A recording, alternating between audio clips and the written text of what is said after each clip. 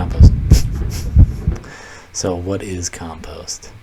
Well, you wouldn't know it, but this guy right here, he's holding a pile of poop.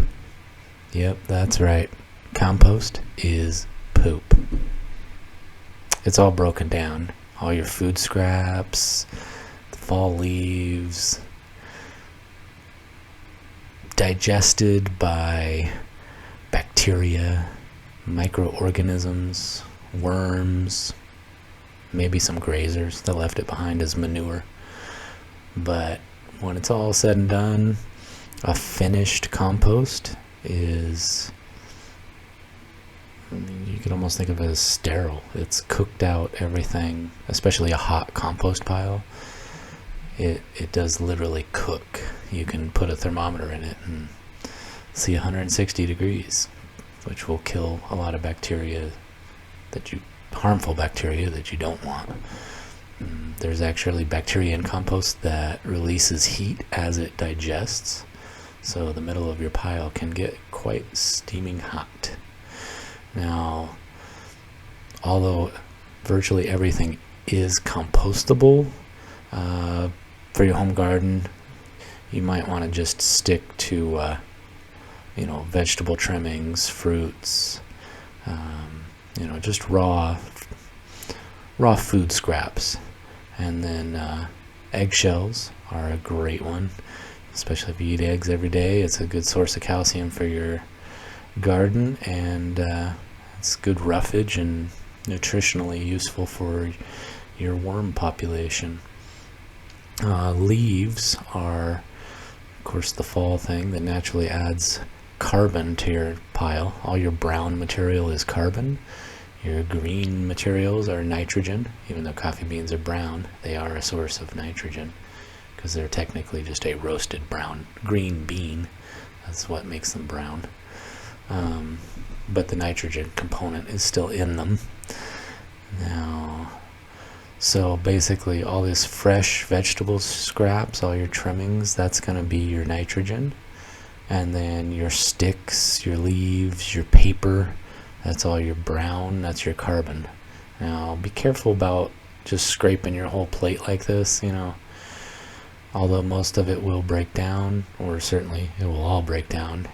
You might put some things into your compost pile that you maybe don't want to introduce to your garden. So be a little selective. Just think about it. If it's not natural, you probably don't want it. Your plants probably don't want it.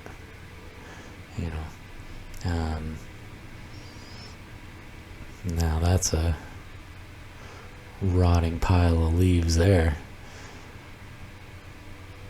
There's a lot of carbon breaking down. As you can see, they used wire mesh there to hold the pile. So that's a great way with leaves. You can get cattle panels at like a ranch store. You can get the wire, that's just wire fencing, the grid fencing that they made into a loop. But cattle panels work great too. And then for the most part, I really don't recommend trying to turn it too much. The only time I want to turn my compost is when I'm trying to get that last outer layer to break down. Now they've got a lot of fresh food on top, and you can see it's pretty well broken down in the middle. So I'm going to turn that under so that that last little portion breaks down. But I'm a big fan of don't do too much work. Don't be stirring it all the time. Let it get hot and cook. Now, worms, these eating machines, they pump out nutrients ripe and ready for your plants to digest. They also loosen up your soil a little bit, and they are, in my opinion, kind of the ultimate composters. Load up your garden with some red wigglers, some night crawlers.